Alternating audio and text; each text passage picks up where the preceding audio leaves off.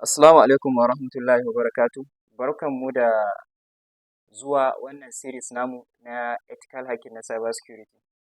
So a wannan video shine video episode 1 da zamu fara yi akan cyber security. Wannan video zamu yi shi zamu nuna wa mutane yadda mutum zai sauke me yake da suna kali akan system ɗin shi. Da farko kafin ka fara sauke kali akan system ɗinka akwai abubuwan da kake buƙata. Na farko ana buƙatar Vm Ware. Na biyu kana buƙatar image na Kali OS ɗinka. Abu na uku kuma kana buƙatar laptop. Abu na huɗu kana buƙatar data. Abu na biyar a cikin system ɗinka ya zama kana da browser. So wayannan idan kana da su a ƙasa za ka iya amfani da su ka yi installing Kali akan Windows ɗinka. Da fari step ɗin farko da za mu fara amfani da shi a nan shine za ka yi navigating ka je web browser ɗinka ko Chrome ko Firefox. Sai ka zaɓi ɗaya daga ciki. Da zaran ka buɗe shi kamar haka,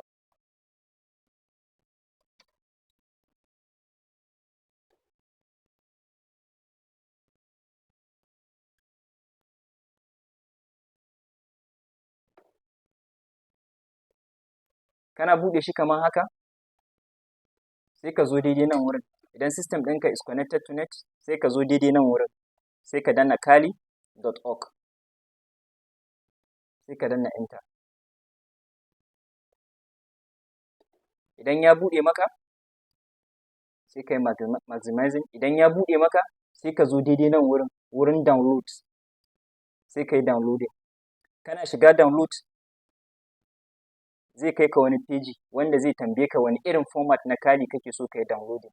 So a nan wurin masu kallon mu kuna iya gani muna da installer, muna da kuma virtual machine, akwai na virtual box ɗin shi, akwai na mobile wanda ake amfani da shi a Tamus, akwai na RAM wanda ake amfani da shi a Raspberry Pi da makamantansu, da kuma na cloud wanda ake installing a cloud da WSL da kuma Liveboot da container da makamantansu nan duk gashi nan muna gani. Amma mu yanzu tunda akan system za mu yi amfani da shi, idan muka tashi za mu zo kan installer ko kuma mu zo kan virtual machine.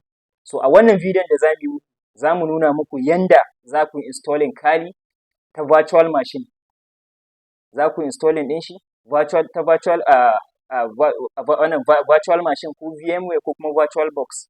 So shine za mu yi amfani da wannan. Idan kuma muna son mu ɗaura shi a VMware direct complete, mu installing ɗin shi complete, shine za mu yi amfani da wannan. Amma wannan bidiyon za mu nuna muku yadda za ku ɗaura shi akan menene, akan VMware ɗinku ta amfani da menene virtual machine abin nan image.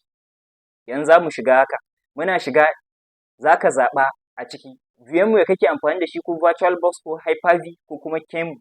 A wannan bidiyon za mu fara da VMware ne, saboda haka sai mu zaɓa VMware. Duk system ɗin da za ka ɗaura Kali, akwai system yana ɗaukan architecture guda biyu na OS, imma Windows ko Linux da makamantansu haka. So mafi aksari 64-bit ake amfani da shi. Amma in ƙaramin system kake amfani da shi za ka ɗaura in 32-bit ne, sai ka dawo nan kai clicking 32-bit sai ka ɗaura akan kai downloading na 32-bit. Amma mu 64-bit ne za mu yi amfani da shi, shine wannan. Da mun tashi sai mu zo nan sai mu yi clicking a nan wurin sai mu fara installing. Abin da yasa ba zan yi clicking ba saboda already ina da image ɗin Kali ɗina a ajiye. Amma wannan shine hanyar da muke yi. So sai in koma baya a nan wurin. Idan na tashi na koma baya a haka, ina komawa baya za ka koma ne sai ka je ka zaɓi menene VMware wanda za ka yi amfani da shi. Tunda da VMware za mu yi amfani da shi, sai mu koma baya sai mu zaɓi VMware ɗin da za mu yi installing Kali a kai.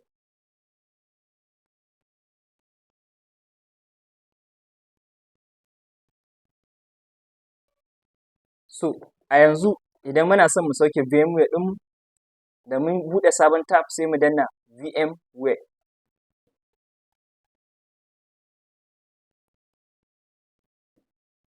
VMware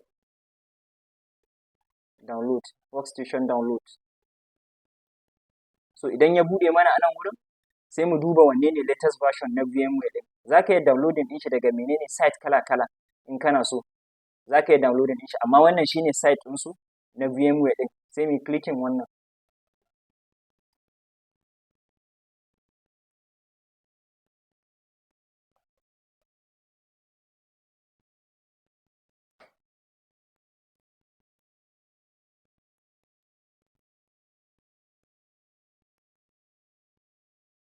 So idan page ɗin da ka buɗe kai clicking ya buɗe maka haka, sai ka zo sai ka zaɓa sai ka yi downloading VMware. Abin da yasa ba zan yi downloading VMware ba saboda already ina da VMware a ƙasa, shi ma zan skipping wannan part ɗin.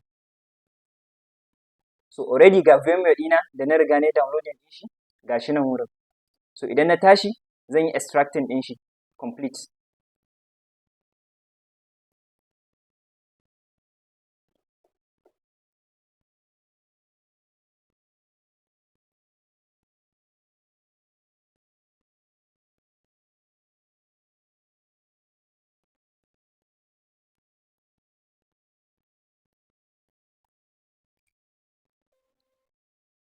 So ya gama extracting, yanzu sai in buɗe VMware ɗina haka, ina buɗe VMware ɗina haka sai in clicking akan wannan folder.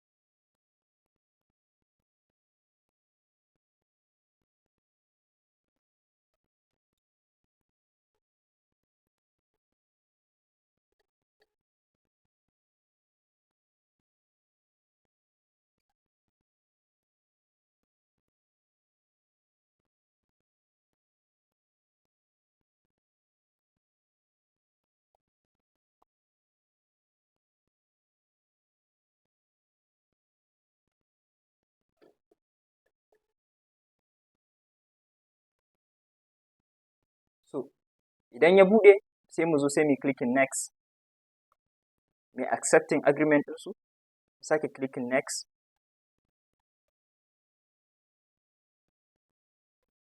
next, next, next, next.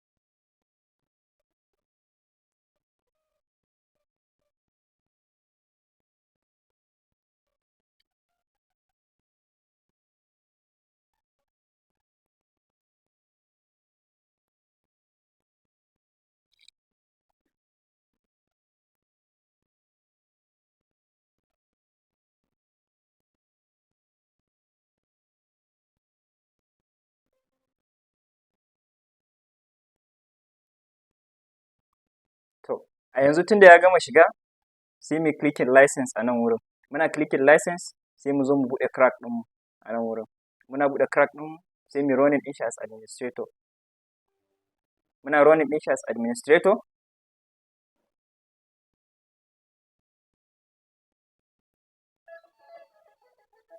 Zai buɗe mana kamar haka.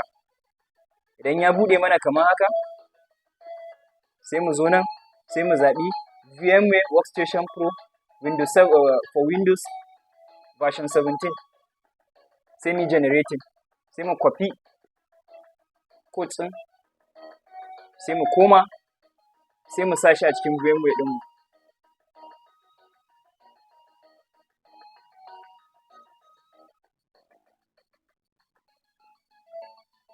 So sai mu danna mu pasting, sai mu ce OK.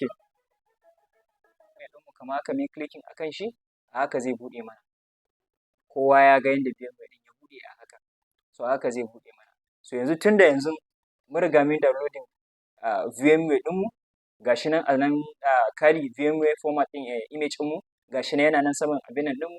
Da mun tashi, tunda a nan wurin VMware image ne, ba wai installer bane. Idan installer ne, shine zamu yi amfani da shi a nan, zamu shiga wannan create new virtual machine. Amma tunda ba installer bane, image ne.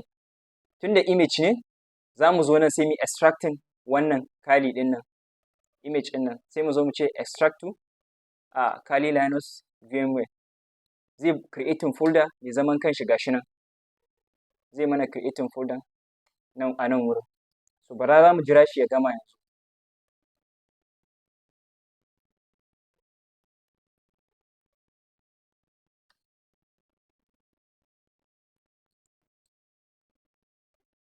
Yawwa, yanzu ya gama ya mana extracting ɗin shi. So tunda ya mana extracting ɗin shi, gashi nan wurin, mun gan shi a nan wurin, a saman desktop ɗinmu. So yanzu za mu yi copying shi wannan da ya mana extracting na saman desktop ɗin nan, za mu yi copying ɗin shi haka. Bara mu ce, ko kuma za mu yi cutting ɗin shi. Muna cutting ɗin shi, za mu je my document, sai mu je mu pasting ɗin shi a my document, sai mu ajiye shi a wajen. Idan muka ajiye shi a nan wurin, sai mu maximizing wannan VMware ɗinmu, sai mu zo mu open a virtual machine. Muna open a virtual machine, kun gan shi a nan wurin jikin document ɗinmu ya buɗe mana automatically, saboda idan har muka ɗaura shi a saman desktop ɗinmu, nan zai sake dawo da mu. So da mu ɗaura shi kawai akan menene document ɗinmu, mu yi using tags ɗin kawai. So da zarar mun shiga, mun clicking, za mu ci gaba da clicking har sai ya kawo mu wannan, daidai wannan auto-run ɗin nan. Yana kawo mu auto-run ɗin nan, shine daidai abin nan yake da suna file, executable file ɗin da VMware yake buƙata. Sai mu yi double clicking akan shi. Idan muka yi double clicking akan shi, sai mu zo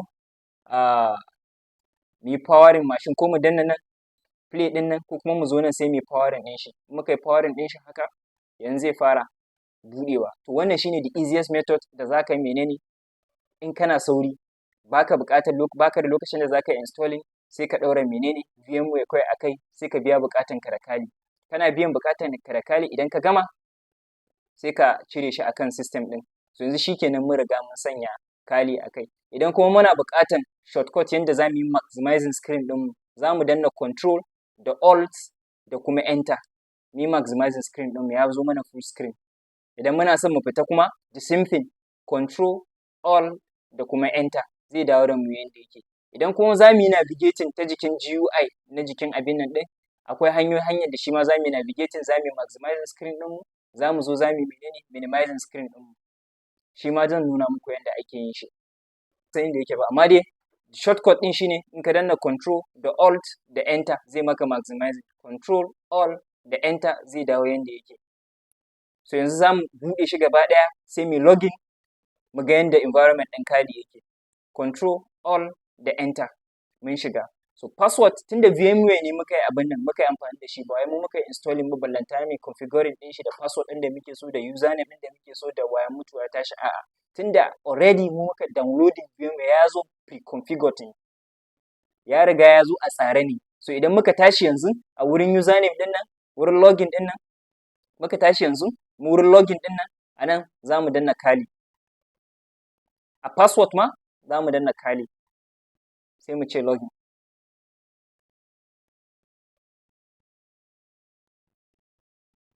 Yanzu Kali ya buɗe mana gaba ɗaya. Yanzu Kali ya buɗe mana gaba ɗaya cikin minti 4 ko minti 8, mun gama sanya Kali akan system ɗinmu. So yanzu a nan wurin, idan muka tashi, masu kallon mu kowa ya riga ya ga yanda abin nan me yake da suna GUI ɗin Kali yake, kamar normal Windows ne da muka saba amfani da shi, misali Windows 10, Windows 7, 8, ko kuma Windows XP da makamantansu, kamar normal abin nan, shi ma haka yake. So akwai abubuwan da ya kamata a ce mutane sun sani. Idan kana buƙatar terminal, ba wai daga ka buɗe Kalin ka za ka fara hacking ba, a'a. Akwai hanyoyin da ake amfani da shi. Yanzu a nan sama zan nuna muku yanda za ku buɗe screen ɗin, da yanda za ku dawo da screen ɗinku yanda yake da. Kun ga wannan ƙaran nan sama shine exit full screen. Kun gani? Idan kana son ka maida screen ɗin yanda yake kuma, sai ka sake danna shi, zai dawo maka shi full screen. So mun wuce wannan wurin yanzu. Yanzu kun ga nan wurin kamar yadda muke da recycle bin, shi ma haka Kali yake da trash. In muka shiga cikin trash za mu ga babu komai a cikin trash. Bara mu rufe shi. In muka shiga cikin file system shine kamar my computer. Kun gani? File system shine kamar user ko administrator, shine wannan. Sa'annan home shine my computer.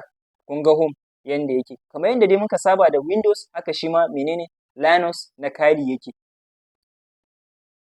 So wannan shine takaitaccen bidiyon da zan muku akan yanda ake installing menene Kali ta hanyar VMware. Zan kawo muku bidiyo nan gaba yanda za ku ga yanda ake installing Kali ta hanyar VirtualBox. Sa'annan zan kawo muku bidiyo kuma na ƙarshe wanda zan nuna muku yanda za ku yi installing Kali ta installer.